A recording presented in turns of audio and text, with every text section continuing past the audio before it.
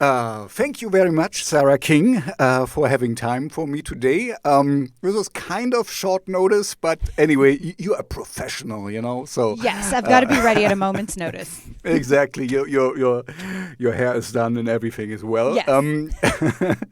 Can you please introduce yourself to the audience and say who you are, what you do, and a little bit maybe of your musical backstory, where you're coming from, and why you're doing what you're doing. So just a little, Yes. Yeah. Yeah. Perfect. Yeah. So, hey, I am Sarah King. I am a musician here in the U.S. I live in Vermont in the mountains where we don't have cell phone service and stuff. So, there's nothing else to do. I might as well play some music. That's not really why. We have an internet connection. This is all we what do we have need, internet. right? Okay, yes, perfect. Exactly. So I've been playing music for a long time. I kind of stepped away from it for a little bit and then got back into it hardcore recently through a lot of events that I'm sure we'll talk about today. Mm-hmm. And I am super glad that I'm back playing music. It's just I feel like a lot of, just things sort of put you where you're supposed to be. You sort of have the right events in life that lead you down the right path. So my music right now is I've played in hard rock bands and metal bands, and I've played solo acoustic stuff. Yeah. So I've got kind of a wide variety there. And so now everything kind of blends together in the Americana genre, which is what I usually play now.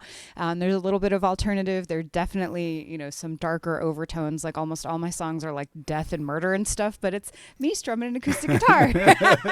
So, you seem to be exactly the person who would only sing about, somber, very dark and heavy stuff. Yes. People are always you seem very well balanced and happy. And I'm well, I am a happy person, but I sing about all the stuff that I wouldn't actually do. Maybe we dive into this later, because this I think this is also kind of it keeps you a balance. It's kind of this equilibrium you find, because you are not putting anyway. Let's just go forward with the introduction, because I want to get into it right away. But we talk later. Yeah. So that's basically it. I play guitar. I play piano. I sing. I write songs, and that's me. And at the moment, you're just Sarah King. So this is a one person project.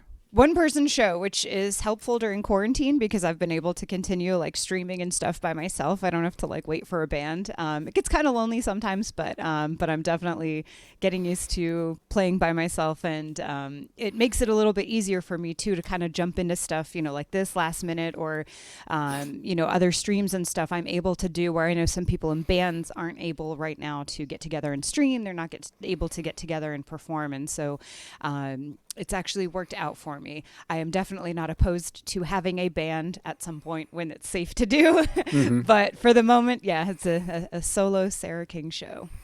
And so just to kind of finish this up right away, so this was not a conscious decision. It just happened that you are alone. So because you said you played in bands and stuff, so yes. And you quite from hardcore to metal to Americana is not can you give us a little bit a tour from how this happened? Yes. The big thing is geography.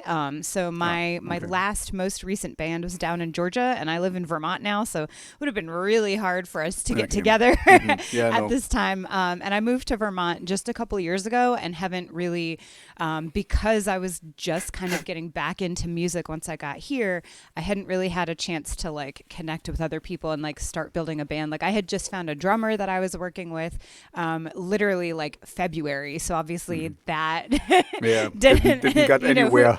Exactly. So that's why it's just me, mainly because of moving and not having my bandmates with me.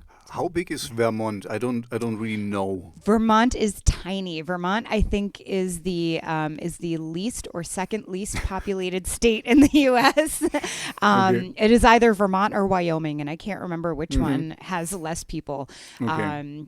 So it's a little, it's a tiny little V-shaped state. So it's cute. But V for victory.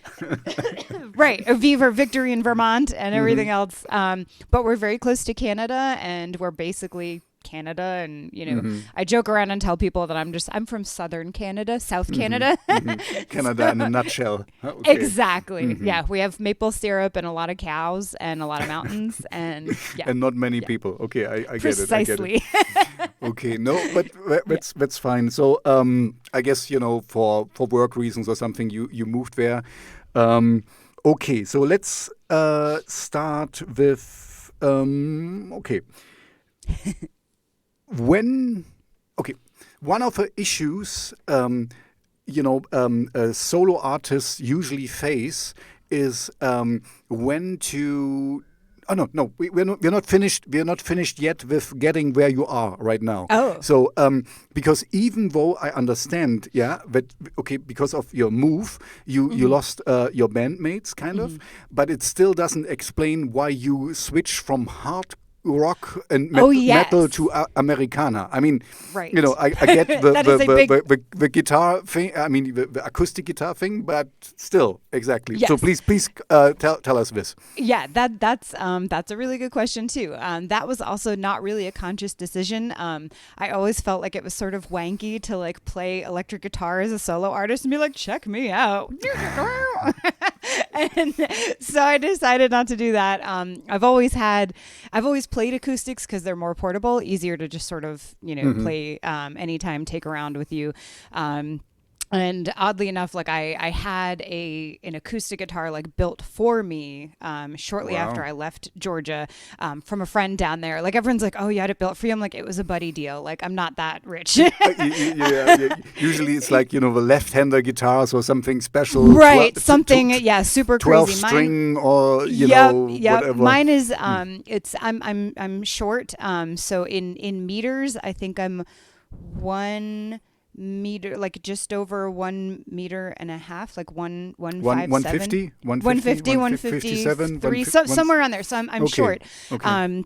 So in feet it's 5'3". So I don't, but so I'm small. Thank you for the meters. I'm not good with feet. That's what I figured. Yeah. Thank you. So I'm not very big, and so like electrics are easy to play because they're smaller and the necks are smaller and stuff. So I had the acoustic built with an electric neck so that it was easier for me to play, and the body's a little smaller and stuff. And so I just started kind of playing that by myself.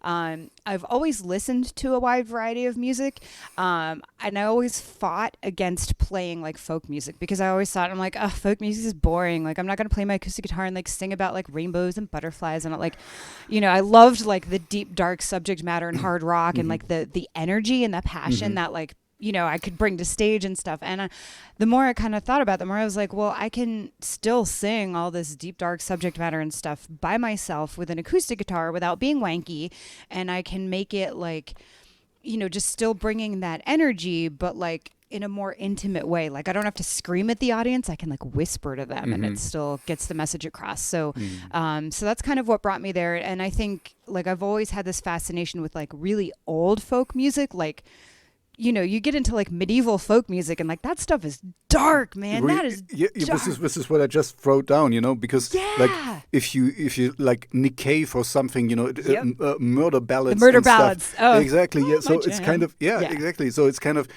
It's not so far-fetched, and exactly. I get it because here in Germany it's the same.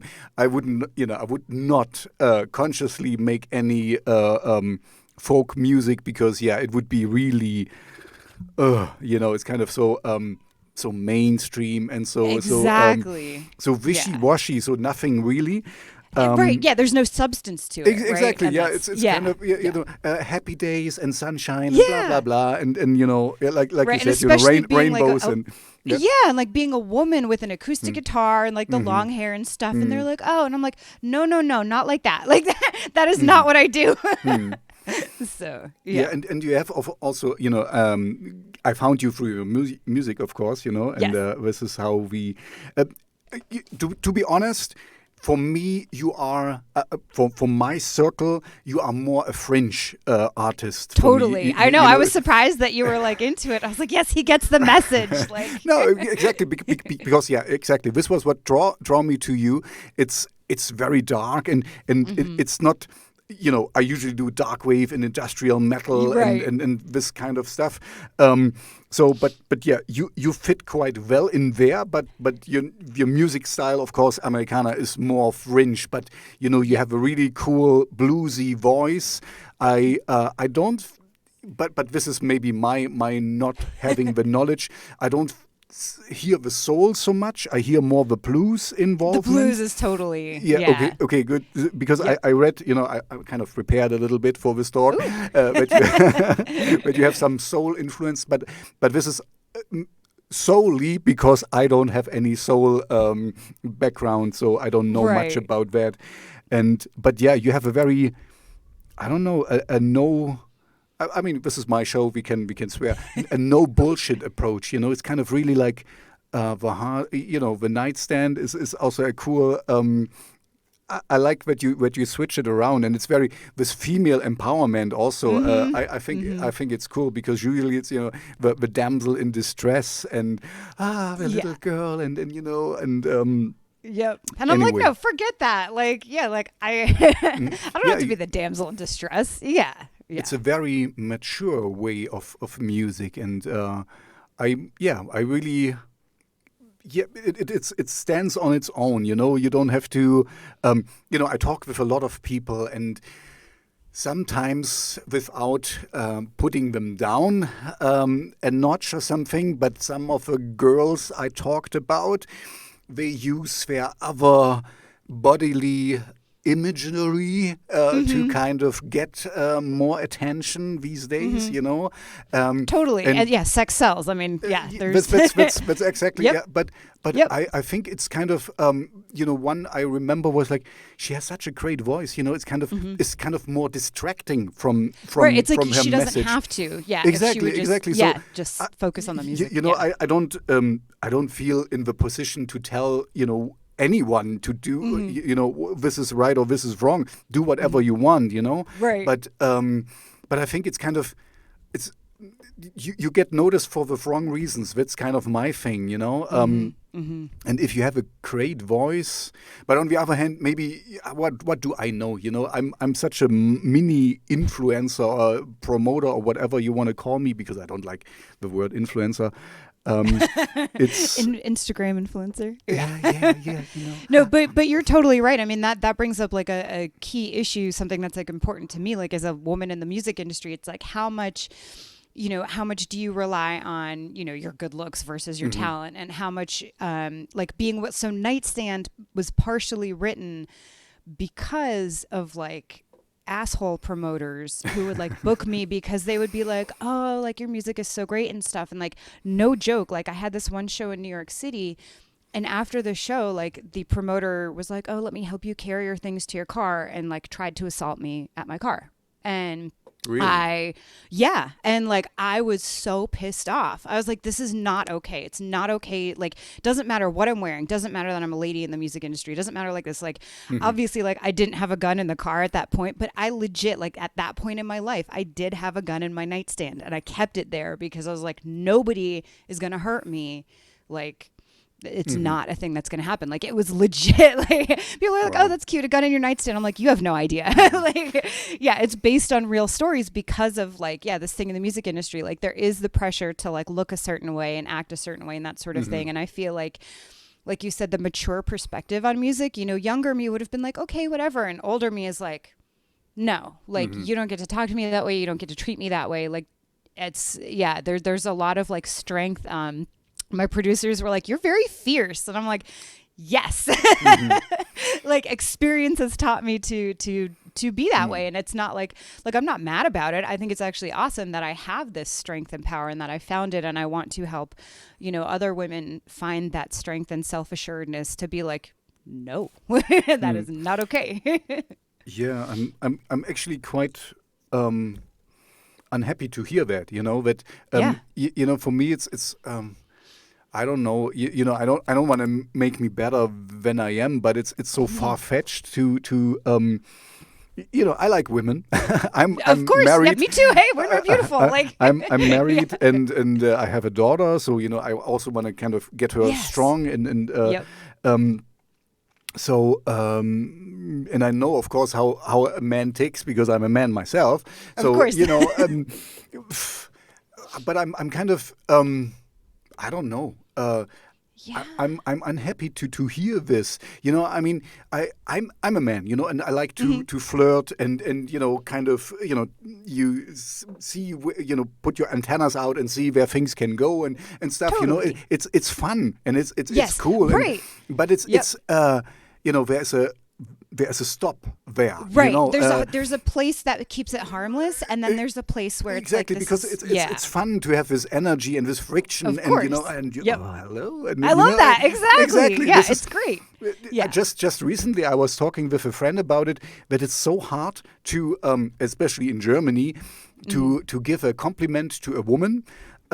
Without being like, oh, you want something, Yes, no, that's totally that's a really good thing because nowadays, it's like, is he being polite or is he like trying to get in my pants? Like it's exactly. and you never know. And I feel like it's tough. Like even if I see a guy who's got like a great shirt on or something, I'm like, oh, nice shirt, and then they might take that the wrong way, and it's sad to me that like we're now become a society where like we can't compliment each other because there's always an ulterior motive, like. Even for all my depth and darkness and all that stuff in the songs, like I just wish that we could all get along. I wish that, like you said, like, that flirting and that fun and like that connection, like that's great. That's part of the human experience. And if we take that away because everyone's so afraid of like, oh, there's too much, like, I feel like knowing the difference, it's, saying like I have a great outfit on, like that's cool. But like, putting my amp in the car and then pinning me against the car, not okay. Like that's that's where the difference kind of comes in, is just like understanding, like, give people their space, right? Like don't be too far up in their business, and like if they're giving you, like, pick up on the signals. If someone doesn't want to be like hearing what you're saying, if they're trying to leave the conversation, just like let them go. And I feel like a lot of people have trouble with that, maybe like they don't they don't pick up on when someone's like, oh, this is not comfortable for me, and that's a bummer, because then it just becomes like, oh well, this whole world is not like okay. It's then that's when people get angry and bad things happen, blah blah blah. So I feel but that's what I was thinking as you were talking was it's always a little bit like the intention behind it. If you that's also the silly thing like you have in the United States with beeping swear words and stuff. Right. Because I don't need swear words to insult someone, exactly. Yeah. Look at Shakespeare. Like exactly. If you really, if you are in command of your language, you can do it either way, Yes. And I don't have to, I can be dismissive to women without saying, oh, this feminist agenda or whatever, Exactly, because it's lazy. Like honestly, like swear words and stuff, it's lazy. Like say exactly. what you really swear mean. Words is the exactly. I as I talk with a lot of bands and artists, and so sometimes because I usually don't like swearing in lyrics because I think it's the easiest way to rouse something. Yes. It's like. Little boys in punk bands, they do it. Fuck you, fuck. Exactly. Because their parents don't like it, and they're like, it's my whole it's immature. Record, it's very immature. Like I think there might be. Actually, I don't think there's even damn on my new album. Like there's nothing, and like everything is deep and dark and heavy without that, because I'm able to like I talk about the devil a lot, but like. That's cool. But you don't have to, like, it's not like, oh, like swearing is something like, no, I'm sitting up here talking about like, assault and murder. I think that's a little darker than like, oh man, I said fuck. Like, exactly. Yeah. But like I said, for me, this is kind of a very immature little boys punk band thingy, and punk is also, I really like punk music, but it's kind of, anyway, we don't need to talk about this. They're usually quite very simple. This is black and this is white, and they tell you exactly how to think. And I don't like that, because I'm, I have my own brain, and I might not get everything, but it's up to you as an artist to kind of persuade me in a certain way. And anyway, I guess we are in the same corner here. I don't need swear words to insult anyone, and also I think with intention. This is, if I I don't. I like. Going back to the flirting thing, I like just, it's like a little dance. You kind of dance a little bit. And so in German we say, you can work up an appetite, but you eat at home. This means, exactly. Yes. You can it doesn't matter where you get your appetite as long as you come home to eat. Exactly. Yep, we have that in the U.S. too. Okay, so how would you say it in the United States? Yeah, just like that. It's it doesn't matter where you get your appetite as long as you come home to eat. Okay, perfect. Yeah, that's good. Good to. I should remember this one. No, but it's true. It's like like you don't like once you're married or whatever, right? Like you're not blind. You don't go through life and don't see beauty anymore. You still see beauty, and that should be celebrated. And I don't just mean like physical beauty. I mean like people who have wonderful personalities and people who are great. Like when you see that, I mean like I look out the window and I see like beautiful trees, right? Like just seeing that and appreciating that and celebrating that. And so like, yeah, you don't just get married and like your eyes closed and life is boring. That's a really good point. And this is and being married, I'm almost 10 years married now. So it is. Thank you. This also. I don't know about you, and you don't have to tell me. This is it'll be 4 years this year. So. Okay, 4 years. That's congratulations. Thank you. No, but what I guess you can say this now too is. What you get through this is you get a greater harmony. You can kind of as cool as it is to be, fresh in love and all the butterflies in your stomach and blah, and only one thought and so that's really cool. But coming home, closing the door. And don't have to start new and from the beginning. And oh my God, it's exhausting, right? I loved you. All, I only was thinking of you the whole day. Right. And you kind of just know, where things are. And this is also, I really like that. It's that's why. And I guess it seems like we're the same kind here. I like to go out, and I mean not at the moment. This is another thing, but when safe, when it's safe, of course. And and kind of do this little flirty dance and see what's going on and dancing and enjoying myself. My wife is a very kind of. She likes to stay at home. She's not going out. We're completely opposites, but this works quite well for us. Anyway, and then I'm coming home and I don't have to explain anything, and she's not suspicious because she knows me, and there's trust in it, and this is the harmony that people today. Okay, this is not our issue, but just to close this up, is kind of what you don't get if you are on Tinder all the time and have a new date every week or every second day or something. Right. This is cool. This is whatever, but it's this is not a sprint. It's a marathon. It's kind of it's something for long, and you get something that you don't get if you have a new girlfriend every week or a new boyfriend. Right. Yeah. That excitement is exhausting. Like I have too many other exhausting things in my life. Like exactly. Yeah. Okay. Let's bring it back to you. Sorry, but this is I told you before. Cool. I like it. I wanted to talk about whatever comes to mind, and I have an opinion, of course, too. Right. So you live in Vermont, and do you have horses yourself? Because in one of your videos, I saw the horse. Videos. Yeah, I saw it. Yeah, those videos. I grew up with horses. I did grow up on a small farm. I don't have any right now. I've actually been. I've convinced my husband that whenever I make enough money that we can get a horse. Like when I get a exactly. Like when I get a Grammy or something, I can get a horse because horses are expensive when you just have them for fun. So the farm video that you saw is actually a friend of mine who has a working farm. So it makes sense to have the horses, and there's also cows and pigs and chickens and stuff. And we just borrowed the horses for the video because ideally, we filmed that video in quarantine. That video would have been great to do in a Wild West setting and stuff like that, and we didn't have that option. So I was like, how close can we get? I was like, we can put horses in the video. So we did, and it was a blast. They didn't go to acting school. They didn't have a coach, so they were a little uncooperative. And you can see there's some scenes in there where I'm like, come on, and the horse won't go, and I just start laughing. I'm like, I got nothing. But it was great. But it has a certain charm because of that, because it's real, it's authentic. That's another point, why I don't like this influencer thing. It's kind of like, it's so.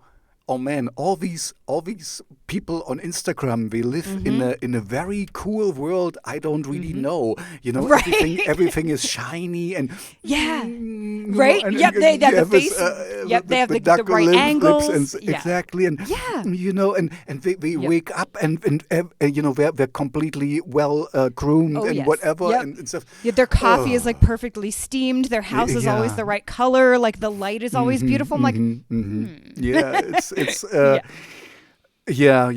friend of mine said it best. He said, hate the game, but not the player. It's kind of, we just do what needs to be done. And in a way, I'm kind of, I'm more a radio DJ.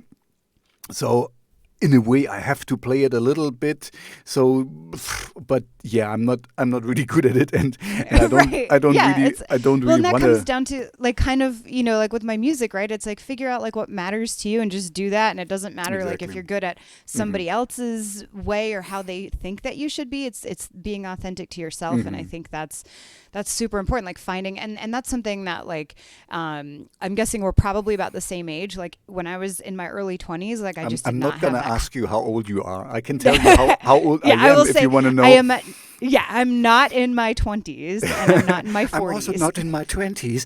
I'm a little bit more. I'm becoming 45 next year. You are? Okay. Yeah.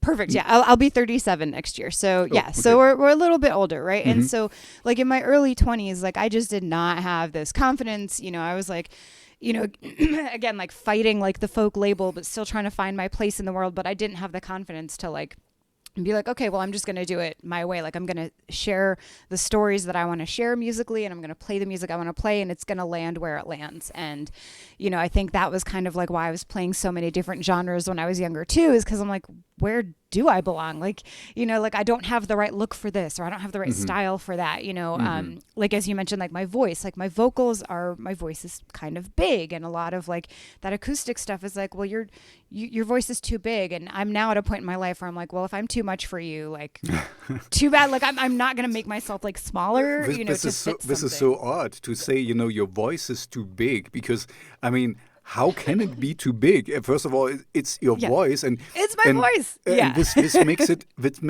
makes it special. Some people would be really happy to have this voice, and I guess here we are really the same, because it needs a certain age to just say beep it. Exactly. Just do what you want, because when that's also the reason why I kind of found you and I like to play your music is it's authentic. It's not doctored, and it's not like, oh, this is the most, I don't know, this is in today and this needs to be sounding like this and that.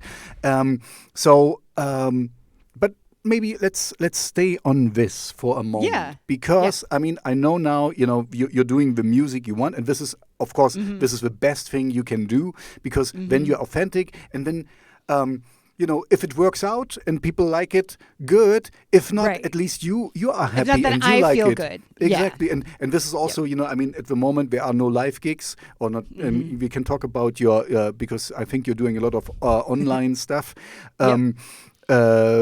But I'm really believing, and I guess you can attest to this as well.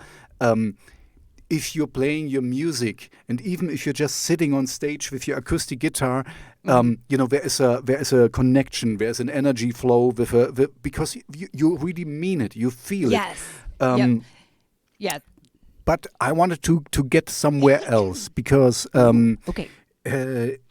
how do you decide when a song is finished? Because this is a little bit a tough one for a solo artist. Because when you have a band, it's like, you add this and that, and sometimes it's done. But as a solo artist, you have friends you kind of send songs, or How is maybe go through the whole process, how you make a song, and then you decide, because it's always a snapshot, right? It's kind of a moment in time you freeze, and then this is the song. Right, and that's it. Yeah. So the way that I write, like there are people who will tell you like you need to write a song every day and you need to do this. I don't, because again, for me, it's all authenticity, right? So I write songs when, like, I have this cosmic theory, right, that I'm not even the one writing the songs. I'm just the vessel, and when the song like wants to come to earth, it just like poof comes out. And then if you can say this in English, but the muse kisses you. We say in German. Yeah, that would make sense. Yep. Yeah, because it's just like, oh, like when that moment of inspiration just like hits, like that's the song. I always keep like a running list of lyrics, and there's always melodies in my head, but it's like that moment of synergy when they both come together at the same time and the song just pours out. I'm like, okay, cool, this is the story that needed to be told right now. So I usually write on the piano just to get like the melody and all the stuff together, and then I'll go take it to the guitar because the guitar is more portable, easier to play.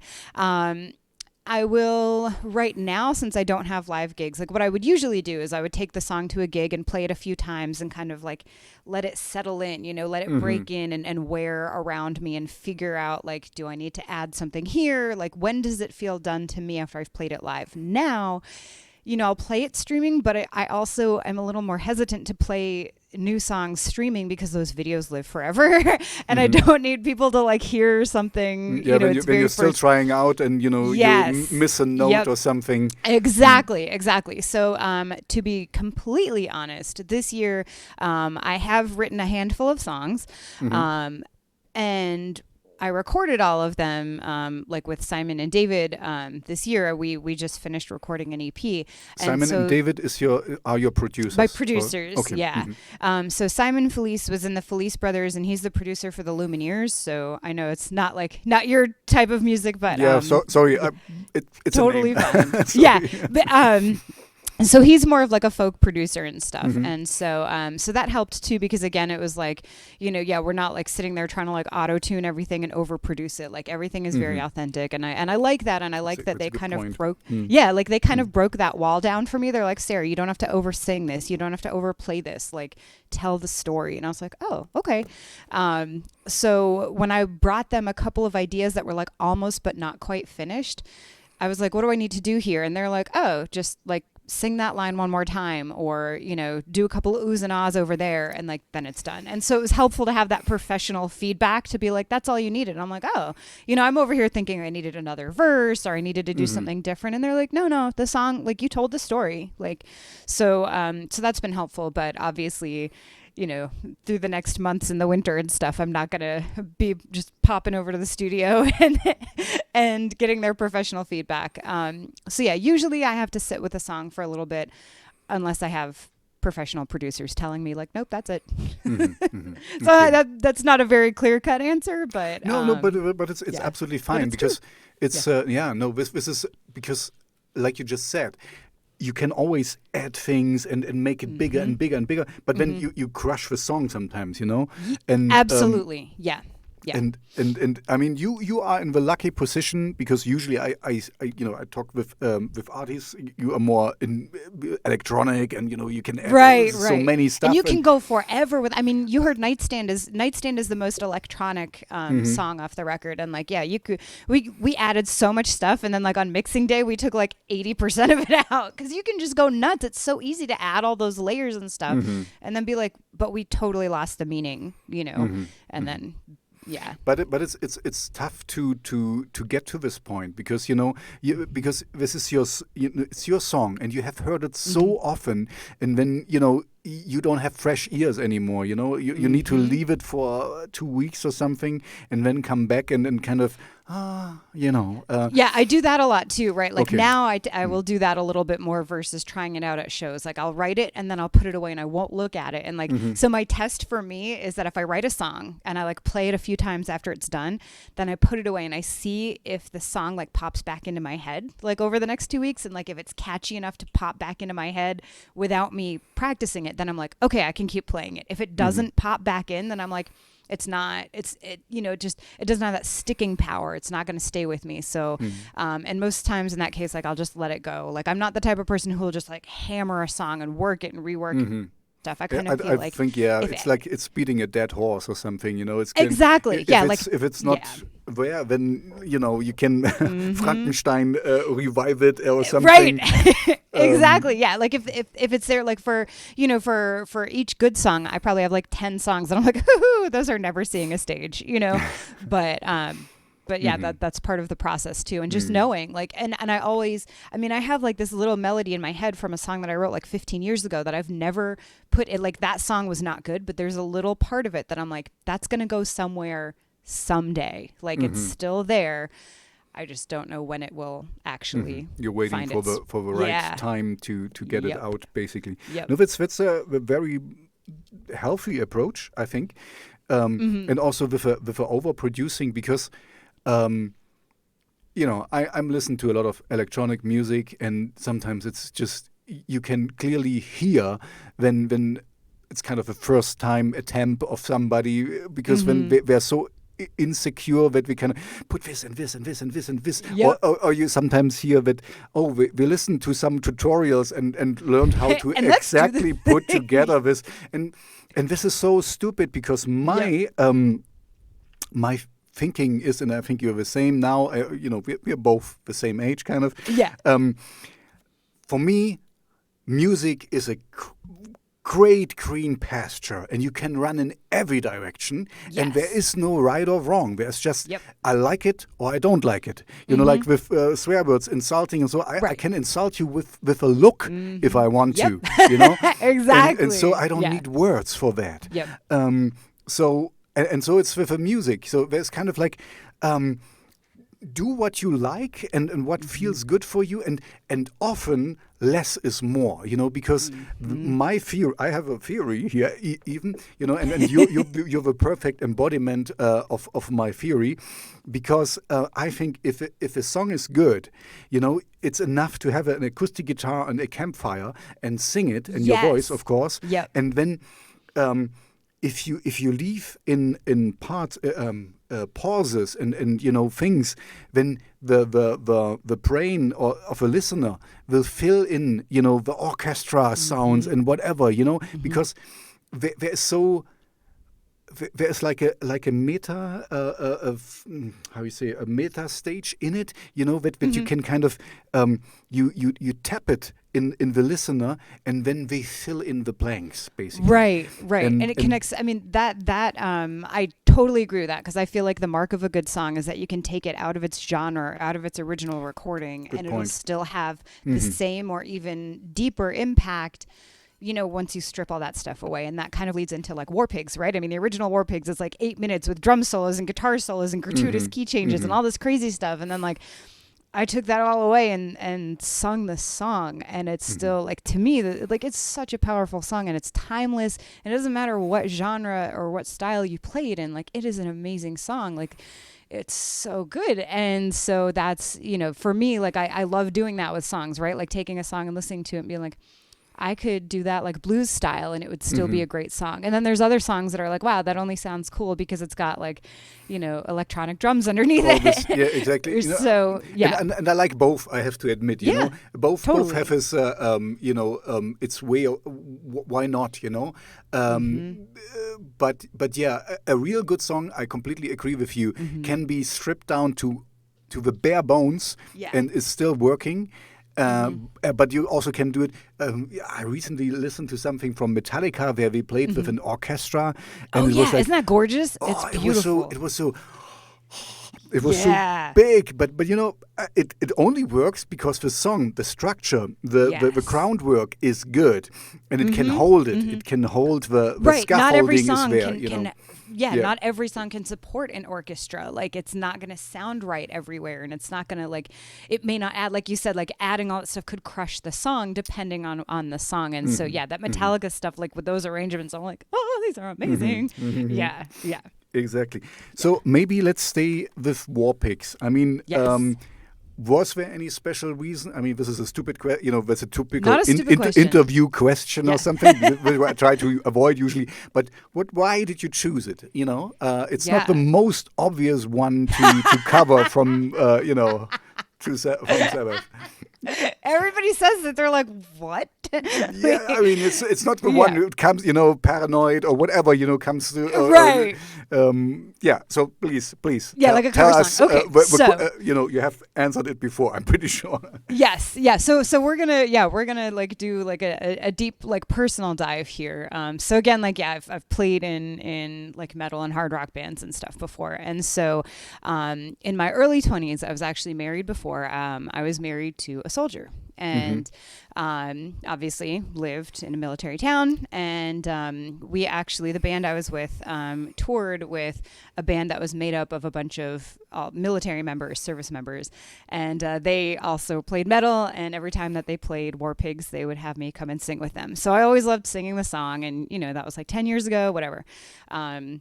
So the deep personal dive here is that that marriage didn't work out because I really wanted to pursue music. And, when we were in our early 20s, like it was cute. And then he was like, oh, you want to keep doing this? And I was like, well, yeah, this is who I am. So we split amicably. We remained friends.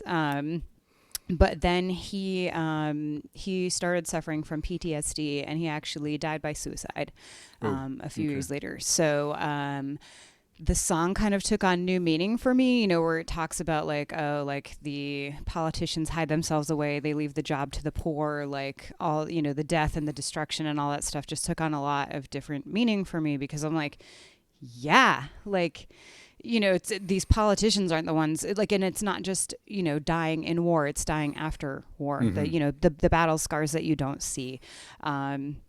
And so this year, obviously there was quite a bit of political upheaval in the States, and I felt that there was a lot of division, in the States, and like, it's not like we had a civil war, but there was a lot of unrest. Just anger. Yeah, a lot of unrest. And so when I went back to the studio this time, like we had a different cover song in mind, but I had started playing War Pigs on my streams, and people were like, whoa. And I was like, well, yeah. And so I brought it up in the studio, and I was like, hey guys, like let's do War Pigs. And they kind of had the same reaction you did. They're like, what? Why? They're like, War Pigs, Sarah, are you nuts? Like, we don't have time to do that. I just remember their faces, and they were like, what? I was like, no, I played acoustic. And they're like, what? So, we did all the songs that we planned to do. And then on the very last day, they were like, okay, like play us War Pigs. And I did. And they were like, okay, we're gonna do a couple other takes of other things, and we'll see if we have time at the end of the day to do it. But you have to do it live, because we don't have enough time to like take it apart and put it all back together. Like, you have to do it live. Like, that's it. And I was like, oh, no pressure. so I went and like tweaked a few things. And then, 20 minutes before the studio closed, I went in the booth and I sang it a couple times, and they were like, oh. And I was like, oh, good. And they were like, yeah, come back in. And that was it. So, and it was just, like I said earlier, like they would tell me, like, don't oversing, tell the story. And for me, the story in this song, like, has a very different meaning than it does for a lot of people. And thinking about that and my personal experience as a military spouse, as a former military spouse, as someone who very close to me, like, died from invisible wounds from battle, like all this stuff, like, I think that I brought that to it. Like, a couple of the reviews have been like, it's chilling, it's powerful and all this. And I'm like, yeah, because I have a personal attachment to the story, like that connection, that human connection you were saying earlier. Like, you want to make people feel something with music, and that's totally why I do it. And so, the song feels on the surface like a little out of left field for me, but not really. Like, the entire record kind of took a political turn, and there's, again, there's a lot of that like anger there. And so it actually fit well. So it's the closer, it's the last song on the record now. But yeah, it was, so that was the story behind doing it. And, and how it came out to be just me and my guitar live. No, so. but it's good. I really, I really like, how should I say this? Art, from my understanding, should kind of not leave you just, without any reaction. I rather have somebody, who says, I really hate your song, Yeah. than saying, oh, it sounds nice. It It's can be in the fine. It's background. fine. It can be elevator music. It can be, Yeah. played in a mall or something. It Yep. needs to capture you, in a good way or in a bad way, but at least it needs to capture you. Yeah. Because if it just is there and it has no reaction, then something is wrong, When it's, when you didn't touch somebody, it doesn't mean that you will touch everybody, in a good way or in a bad somebody, way. Yeah. But at least, some will get the message. And we're back to the authentic thing, and doing. You're grown up. You kind of mean it, and I also like that. In a way, this is what makes a great song, that it can change. It has its own life. Because Yes. I mean, honestly, if you put it apart, it changes because you change, because you as a person change. The lyrics stay the same. You might play it differently and whatever. But. I realized this for a couple of the songs I really like, because as I grew up, in the 80s or something, then they meant like this. Oh, yeah, and now you're like kind of dissecting it more, and it means something else. Not the song changed, but you changed. Right. Yeah, and your experience with the song changes. Yeah, absolutely. Yep. And this is the greatest lyrics, I think, when they grow with you. They're not. So back to what I said earlier. With the punk bands, they're kind of, this is black and this is white. These songs cannot really change. Because grow up, because they're kind of so. They're set in stone in a way, They're kind of like, okay, this is how it is, and this is right and this is wrong. And these other things, going back to the Nick Cave murder ballads or something, this can mean so much more, because you change and you're I don't know, something big, like you lose someone you really were close to. And this changes your whole life and your whole outlook on life. And also, of course, the music you listen to just get tainted in a different light. And this is neither bad or good. It's just the way it is. And, okay. So you already said you were a military you are still a military. You're still married to a military person. I am not. Nope. So No, okay. So we don't different want husband now. Okay. We don't. He was also in the military, but before we met. So okay. So I wanted to one thing, because as I was kind of preparing for our talk today, I saw that you mentioned this before. So this is not a surprise, but I kind of, this is maybe a left field question for you, Hit me, but this I'm is just ready. something. This is just something what I have in my mind is because I'm here in Europe, in Germany, and what happened the last year with your soon to be former president. We don't need to get into this and stuff, but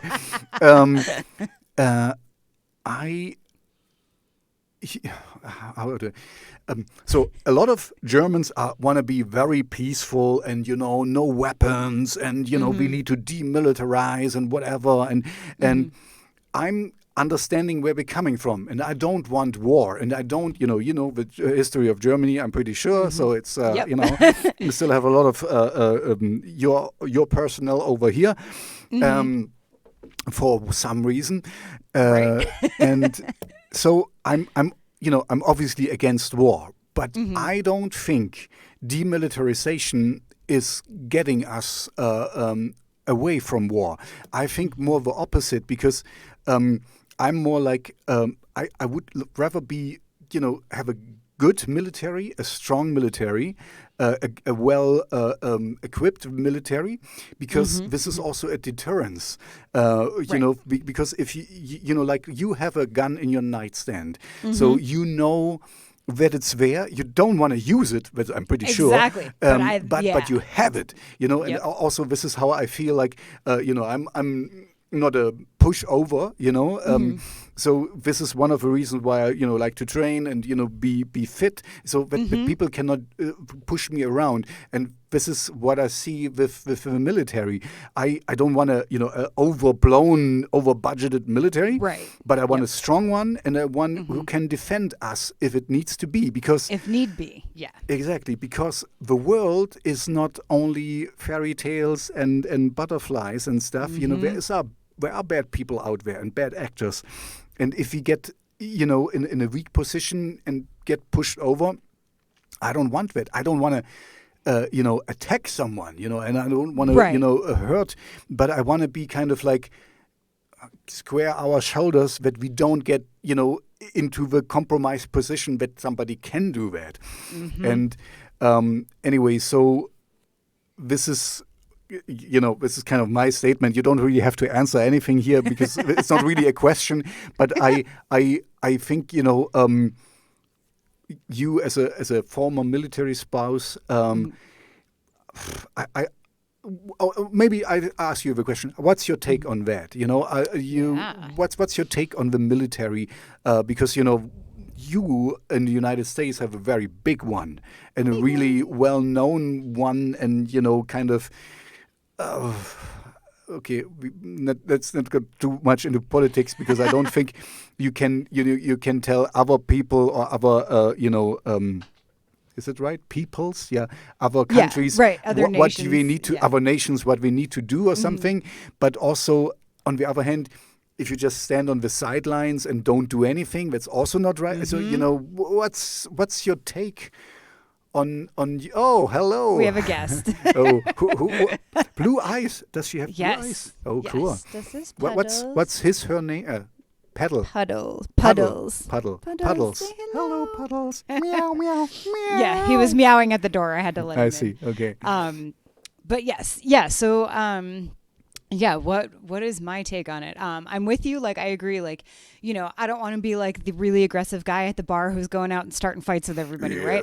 Exactly. Like, I want to be the quiet guy in the corner at the bar who's like, I can take anybody in here if I have to, but I don't want, like, don't make me do it, right?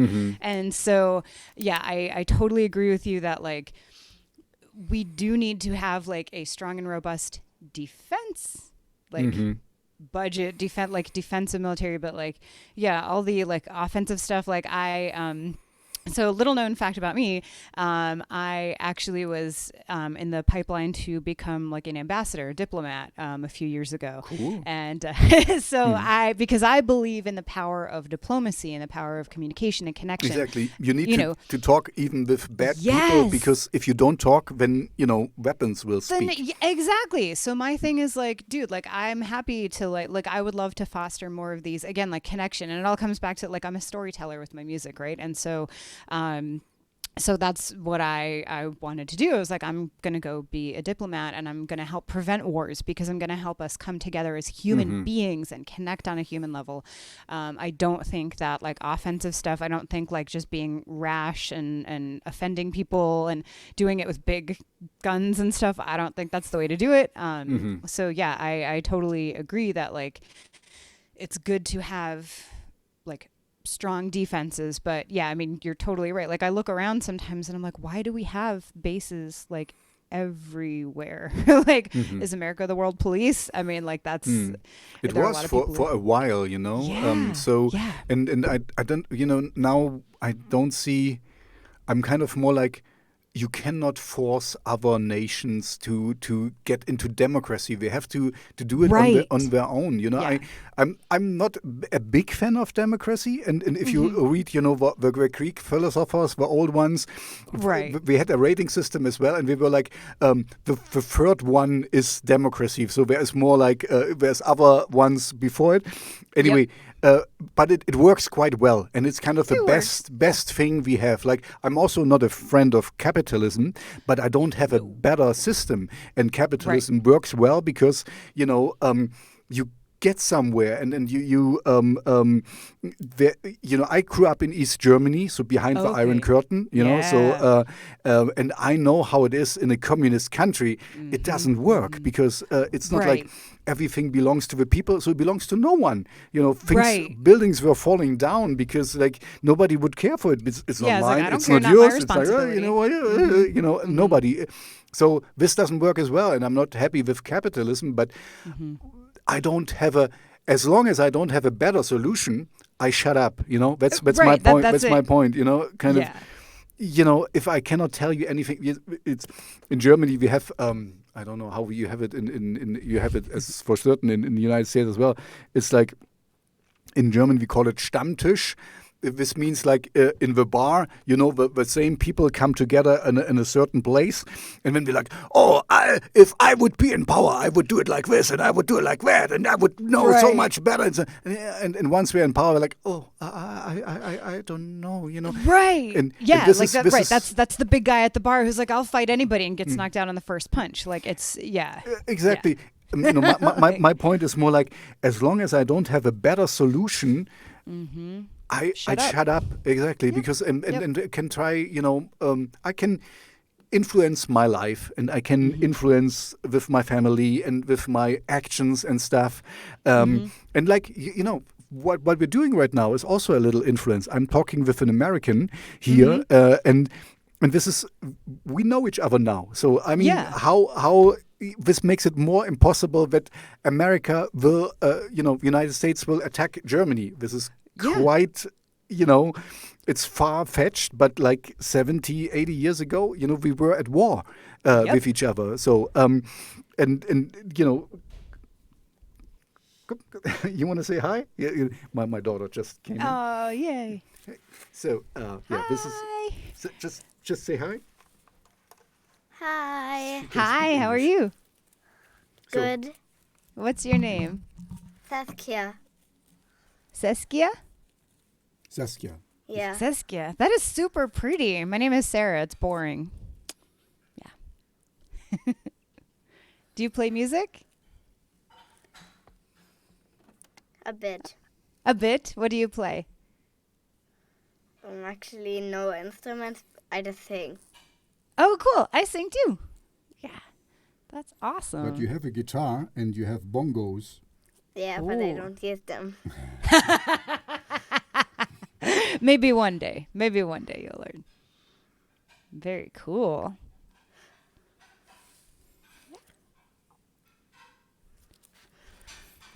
Just coming to say hi? Yeah. Yeah. Okay, Saskia. So, can you go outside and I close the door, please? Bye. She says bye. Okay, sorry, a little interruption. But this totally is fine. We had my child, so we might as well. Exactly. You have a furry kind, and I have kind of the other kind. The other kind costs almost as much as the furry kind.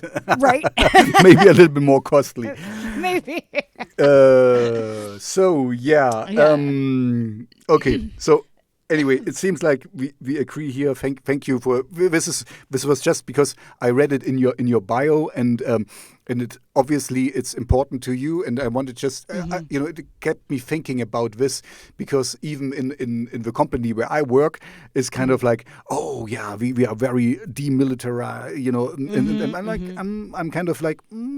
No, yeah, I'm right. It's like I'm not against having the military, but yeah, I just wish that it were a little smaller and focused on defense and focused more on like again like human relations. Like for example, like I spent time in Israel, right? And I went to college with a lot of international students, and like when I was in Israel, even like we'd go to restaurants and there'd be like Palestinians and stuff at the table next to us, and we'd all speak like enough of the other language to communicate and stuff, and it's like all of the people my age don't care about like bombing Palestine, like we're just like, oh, we're people, and if we make more of these human connections, then eventually hopefully people will stop seeing the other as the enemy and just being like, oh, like we're all people and all that,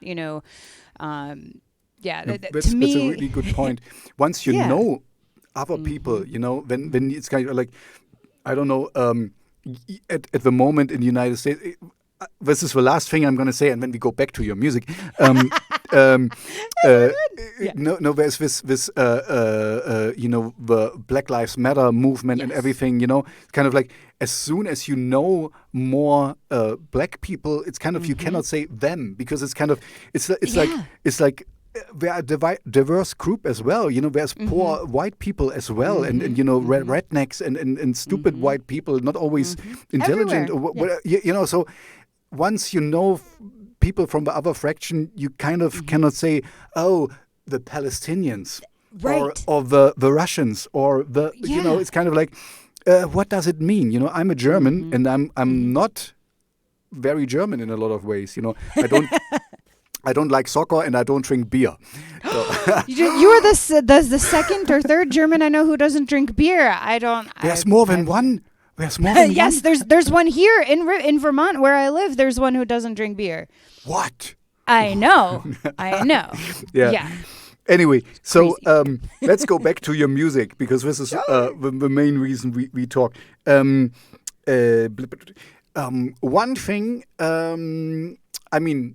I basically can answer this silly question myself, but I'm going to ask it anyway because one of the problems you will have with War Pigs is that it's quite long. And today, in the Spotify age, and, I'm a playlist curator as well, you need to make short songs, like 2 minutes at the most, 2 to 3 minutes. 1:30. If you look at the rap albums and the big rappers, they have, they have 30 songs, but they're only like 150 long each. Yeah. So this is the way you have to do it. Yeah. Exactly. Yeah. So, how do you cope with this new kind of outlets of music? That's actually a great question because, I was definitely a victim of the whole 4 to 6 minute song, feeling before. Like I would take all this time to tell the story, and on Nightstand that you played this past week is actually the longest song on my album. It clocks in at 3:33 and it's the longest one, whereas on my last album everything is 4:02, 4:16, 3:59, and so and they didn't feel long to me. But with the spot, people have very short attention spans now because everything is just quick. There's no need for really big introduction or really big outro. People are going to skip over that in the streaming and Spotify age. Even I look at my YouTube stats and people watch a video for an average of 1.5 to 2 minutes. They just don't have the attention span. And I will be honest and say that I tend not to either. If I'm looking for something, I want to check it out. I want to hear it real quick and then I move on. Unless it's if it's one of my favorite musicians and I'm really dying to hear how the arrangement was or whatever. But if I'm just scanning something that I'm not really familiar with and I'm okay, that's it. And so that was one of the great things about working with this production team this summer is that they were, the same, Nightstand, even at 3:33, there was another whole verse that they took out of there. they were like, it's too long. You got to make it shorter. And I'm like, wait, what? How am I going to tell the story in less words? And so, we talked earlier about being lazy with vocabulary and stuff. I read a lot. I write a lot.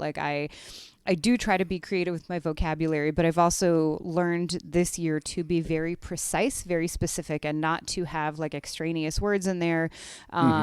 Just fillers and stuff, fluff. Yeah, fluff tell the story, and that's it. And there's no need to go off on tangents and stuff like that, which is interesting because a lot of old folk music, some of these old folk tunes have 12 verses, right? Because they're telling the story, the wandering minstrels that would come into the castle and sing the songs. But also, you just said, it was a different time, Very much so, yeah. I remember I was into a bookstore who sells old books and stuff, and I found, some old books, and I was this is 18th century or something, and I wanted to sell them to them, and they said, no, we're not taking this, because back then people would read much more, but also a lot of fluff stuff, because today we have Netflix and we have Spotify and all this stuff, but back then we didn't.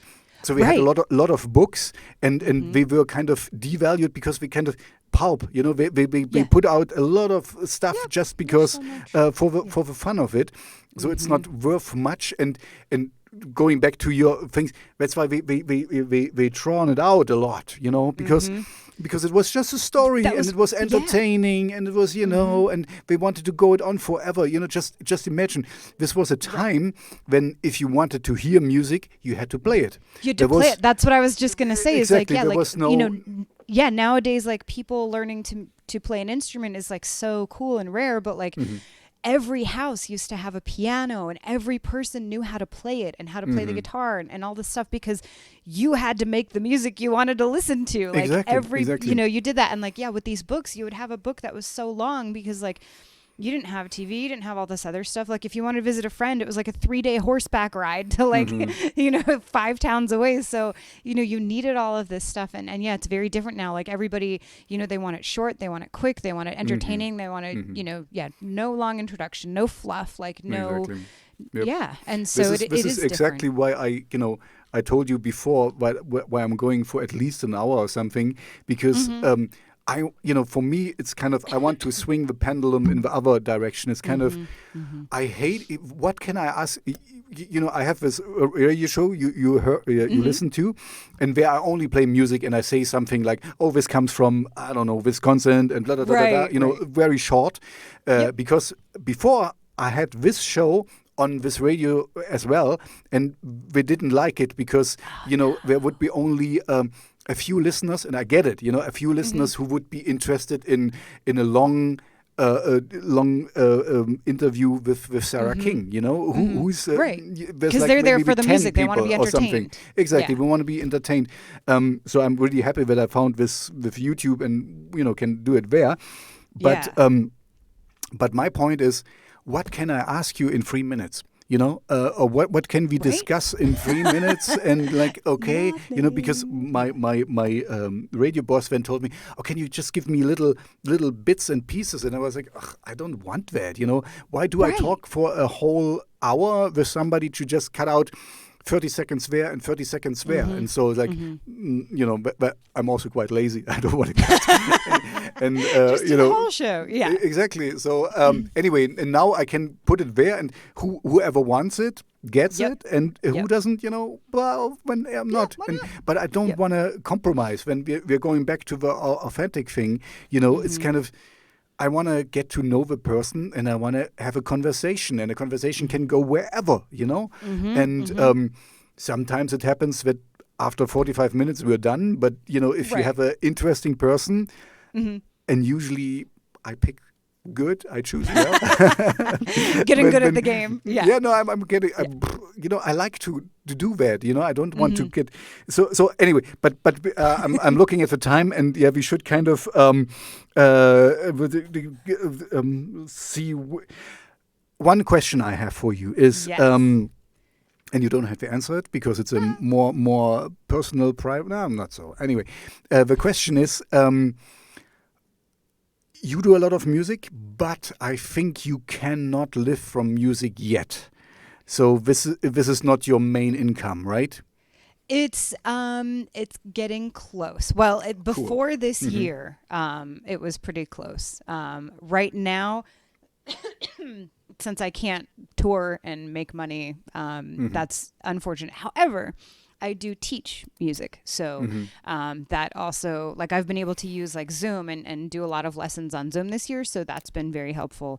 With those combined, that's where I'm headed. And then hopefully the teaching will come decrease, and then the performing will be I mean, it looks good because I think you also started the vaccination, right, in United States. With what? The vaccinations against they did COVID-19. start that, although I mean, without getting too far down it will take a long time. It'll take some time. It's not like not snap only your fingers convincing people that they need it, and then getting it to everybody, because people are like, oh, the vaccination's here, and I'm like, right, that's true. Do you know how many people need to have it, like, before we can get together? Like, people are like, 60 to 70%. Yes, 70%. And they're saying, like, there are some music festivals that are already booking for summer 2021. And I'm like, I don't don't think so. Like I think, music will come back, big gatherings and stuff in 2022. But me too. Yeah, I don't feel that even this summer, like this summer, maybe I'll be able to do some local shows, like smaller ones outdoors. But I honestly don't think I'll be doing any like big festivals this year. I still don't think that it's responsible. That's something that I struggled with this year because a lot of places were doing like outdoor shows and stuff, and I did one outdoor show at a beer garden with reservations and like all this stuff, and I felt okay about that, but for the most part I'm like I feel like it's irresponsible of me to be the reason people gather right now. And as much as like I love bringing people together with music, like that's why I play music, right? Like I could sing to my cats all day, like it doesn't matter. But I play for people to bring them together. But I would rather do it from the safety of a screen until I know that like I'm not going to be responsible for someone's grandma's death. Like And I mean, if you allow me a personal note, because for me it's also quite far away, I don't know anyone who had COVID-19, but I have a cousin, and she works in an intensive care station, and she told me that 7 people average per day die in her station where she is, and what really messed her up was that her superior, her doctor, she was working with, who was 39, died on COVID-19. So because he was in the trenches basically, and so for me it's very far away because I'm safe. I can work from home and everything is fine. It's so far out, and it doesn't really affect me in just in the way that I cannot go out and party and whatever. And I have to wear a mask we can when deal I go with shopping. That, but exactly. But if you're a doctor, nurse, like exactly. So yeah, this was kind of like, oh man, this is really tough, So it's true. So all these deniers, I want to kind of send the text she sent me, and this is a real nurse, from intensive care nurse, and she's so burned out, kind of. I can only imagine. Yeah. Anyway, let's not talk about. I wanna stop more on a. One question I have is like, so do you have a label or something? Like a promotion agent who helps you with promoting your music? At the moment, it's just me. Although I just hired a publicity team to help me with the next album, so I'm excited about that. I don't have a label at the moment. Because I haven't really like shopped anything. Like my last album, I did it with my friends. It was cool. But this new one is the first one that's like been a really professionally done album. And so I haven't really like shopped it anywhere. So if anyone's looking, like give me a call. It's cool. Like I have my degree is in music management, which is kind of you're natural basically. Like, right. Like I understand how business works and stuff like that. So, I am comfortable like sending emails and reaching out to stuff, but in many ways like that degree is obsolete because so much has changed and is changing so fast with technology. I mean, like Zoom interviews weren't a thing when I got my degree, so it's good that I can do a lot on my own, but it also in many ways leads me to like the hamster wheel where I'm just sitting there like doing all the work all the time, and sometimes I don't practice as much as I should or something because I'm doing the business side of things. So I am hopeful, like again in 2022 when I can tour and I can do all these other things, I'm hoping to have a bigger team around me so that I can focus just on the music. And and I wish you all the best for that, because this sucks a little bit. I mean, it has, it's a double-edged sword as I see it. It's kind of, for one thing, as an independent artist, you can go quite far and you can do a lot and you can reach a lot of people. But on the other hand, it's kind of, everyone can do that, and everyone can do a song on his cell phone and send it to wherever on Spotify, and so. And this, I can tell you from my perspective as a DJ, I get a lot of not so good songs, let's put it politely, and stuff like, and it's tough to stand out because everybody has access to it now, and that is a challenge. Like how do, as an artist, as an independent artist, how do you reach your right audience? How do you connect with people? And that's that is way more work than playing the music itself. And this is also okay, we don't need to get into this. Like how you release an album today is different. You know, like we talked about it before. You know, and I talked with some other people about it. There was a time when you had your LP and you put it on and you listened to it from beginning to the end, and you sat down and really listened to it. Yeah. Today, you know, you're like you're waiting for the bus, and you know, I can skip. Oh, you have a song, and blah, blah, blah, blah, blah. And you know, the same with Tinder or something, you know. Exactly. Yeah, you just keep scrolling. In the past, you had to work for it and be happy. Like, she looks good. She limps a little bit, but you know, that's fine.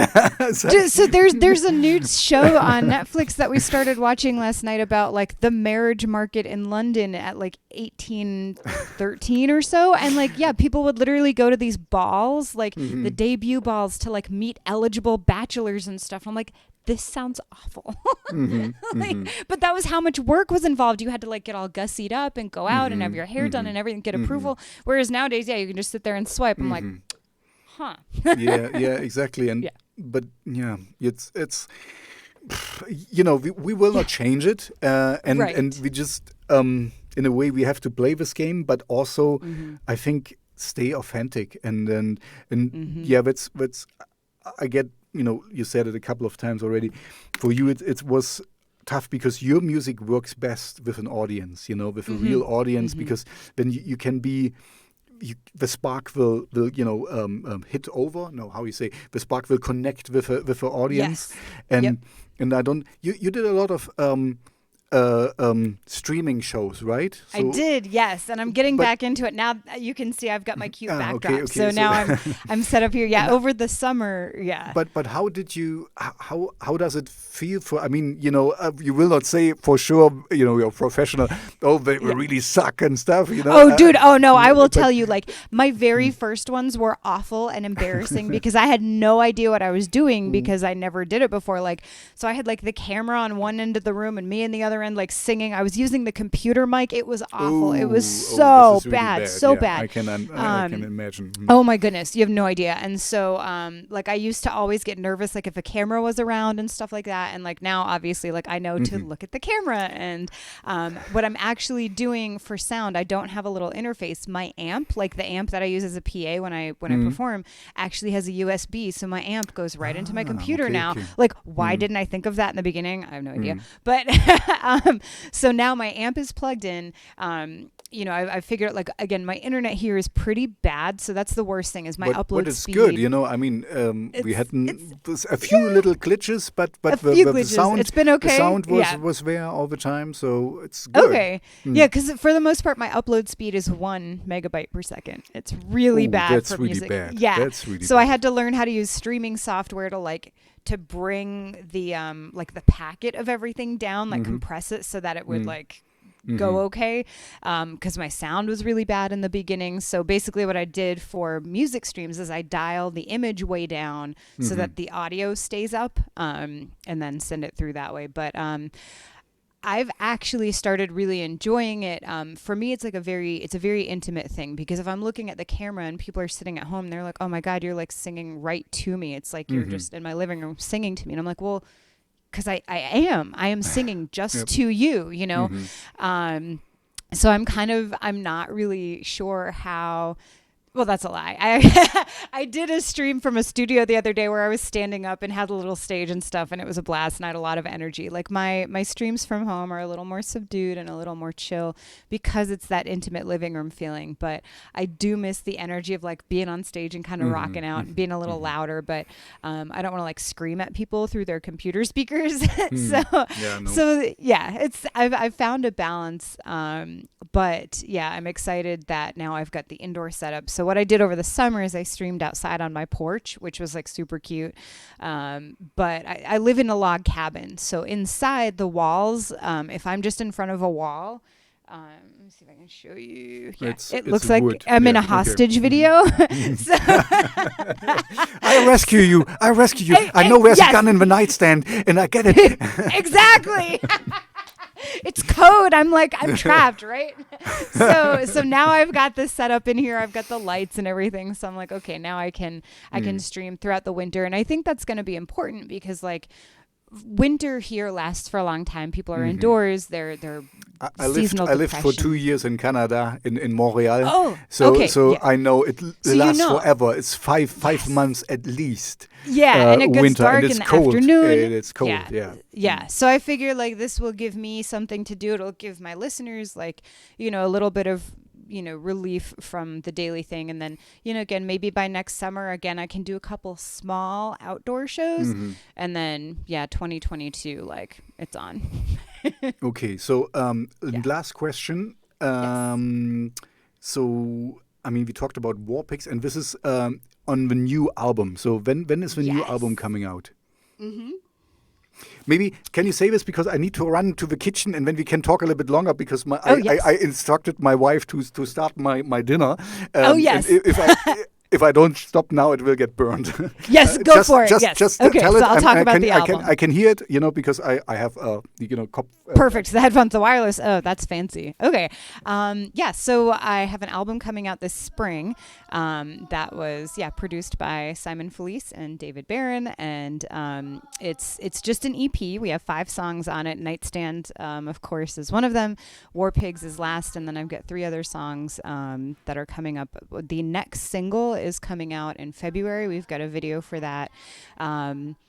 Is not like right on par with Nightstand as far as the subject matter, but I'll give you the title of the song. The title is Not Worth the Whiskey, because the person in question is not worth the whiskey. Which sounds like a sick burn for somebody who. Dude, everyone hears it. They're like, "Ooh, I don't want to be that guy," and I'm like, "No." Like people are like, "Oh, Sarah, I want you to write me a song." I'm like, "Have you heard my songs? Like, you don't want me to write a song about you."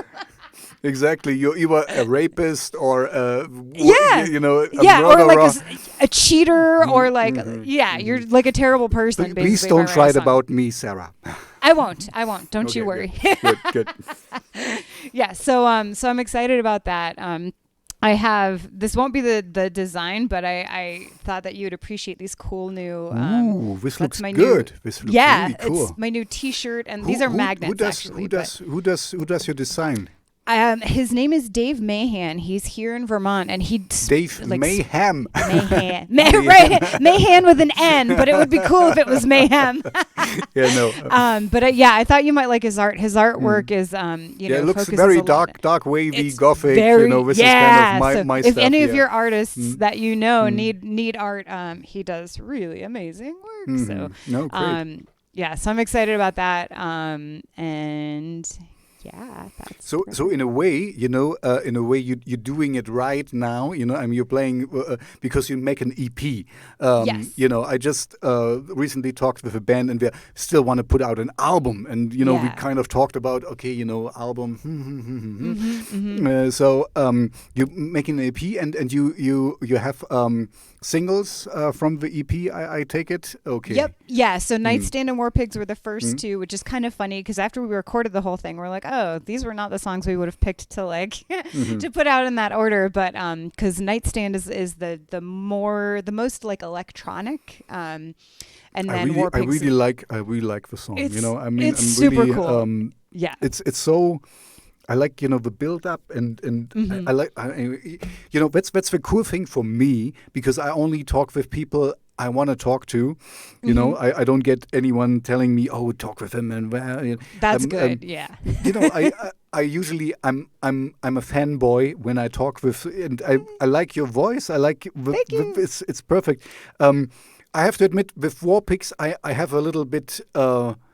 It's not so easy accessible for me. I get where you're coming from and all this, but also, as you know, in my radio show, I have 1 hour, and usually I have like 10 minutes for talking or something, and if I make a 10-minute song, then I kind of like, okay, it happens, but it's very rarely that I do it, because then I can play 3 other songs for one of, but what do I want to say?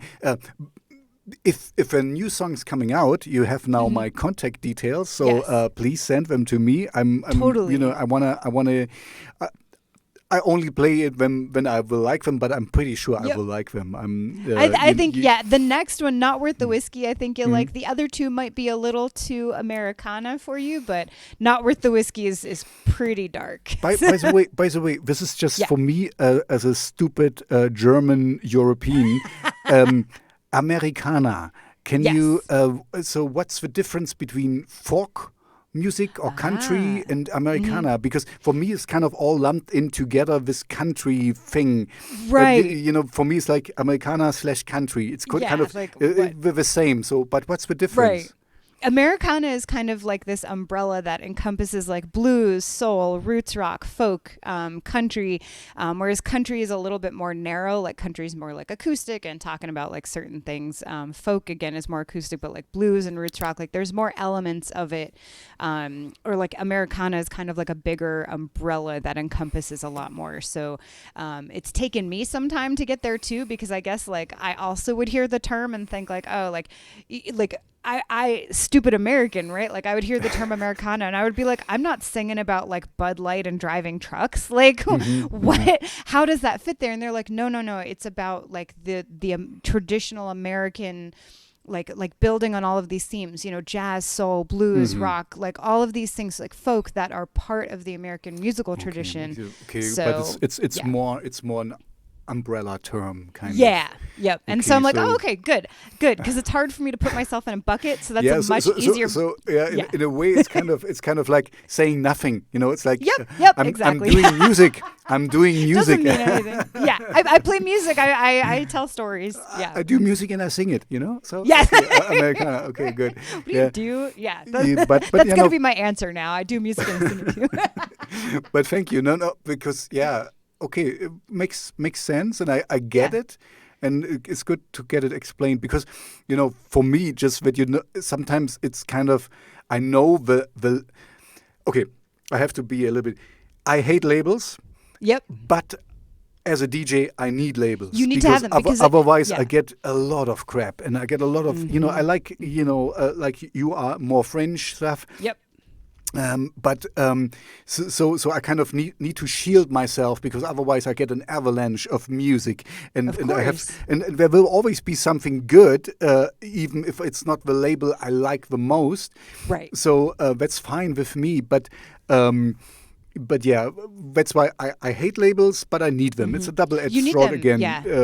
Because otherwise I get smothered with too much music, and just because. You explained to me Americana, I realized just a few months ago what krautrock really means. Oh, because for me, krautrock was always like, oh, this is German rock music. And no, it's not. No. but I was like, so you I guess you have this too. Sometimes you hear a word and you think you know what it means, and you never question it, you know. And then you find out, huh? What? And so for me it was krautrock because I was like, that's the German rock music. That's Krauts because the Krauts, the Germans, and rock. And then it's kind of also like an umbrella. And it was like, because I got to this, there was a British band and he was saying, we're making krautrock. And they're like, what? Like, how do you make krautrock? You're a UK band, you know? What's going on here? It's ours. You know, like Rammstein is krautrock. Right. You know, like no, it's not. Okay. No, but exactly. But that's how, you know, like right now, like Americana is having a moment, like in the UK and stuff, and people are like, what? Like how are all these like, you know, British artists singing Americana? And I'm like, this is not about America. No, and see, this is what I meant earlier. As I said, music is a green pasture. Run in in any direction you want. As long as you're happy, that's it. That's all that counts in the end. So anyway, thank you very much for your time. It was really fun. This is, you know, what I'm always hoping for, that we have a lively discussion. We talked, you know, about really somber and darker things, and we had a lot of fun as well. So and I learned something. That's the best thing that can happen. I learned Americana. Yeah. Perfect. Yes. It's always good. Yeah, learning stuff. So like you say in America, please don't be a stranger. You know how to get a hold of me now, and send me the new songs you have. I will play them happily in my radio show, and I'm just a very little person, influencer, whatever you want to call it, but one day I will be really big. Exactly. I was telling the publicity company that I hired, I told them that I had this interview with you, and I was like, does that mean I can get one of those t-shirts that says like I'm big in Germany now? We're actually quite big in Russia. My radio boss, he doesn't want to tell us too much. No, I can give you a reason. Too much how successful our shows are, because he doesn't want to get, he wants camaraderie and not right. Oh, my show is better than yours, and and I get so many listeners and stuff. So he tells us how we are doing all together, but so I don't know, but I know that we are great in Russia, because I visited him once, and when I saw the statistics, I was like, what? Now you know. Yeah. Now well, that's good to know. So maybe I'll get that T-shirt instead. Yeah, not big in Japan, but big in Russia. But from a German station. Yes. Anyway, I think it's kind of like we talked about being out there, and you will be because once we played you, you will be in our rotation, and it will come up, and so things will happen slowly, building things, and it's all building. Exactly, and who knows, in 2 years you might blow up, and then I'm like, I talked with Sarah King, and I know what Americana is. Yes. ask me, I'm the expert. Krautrock Americana. Yes, dude, I hope so. Yes, that'd be amazing. Anyway, but I mean, I can clearly see that you had your head in the right place. You enjoy what you're doing, and that's the most important thing.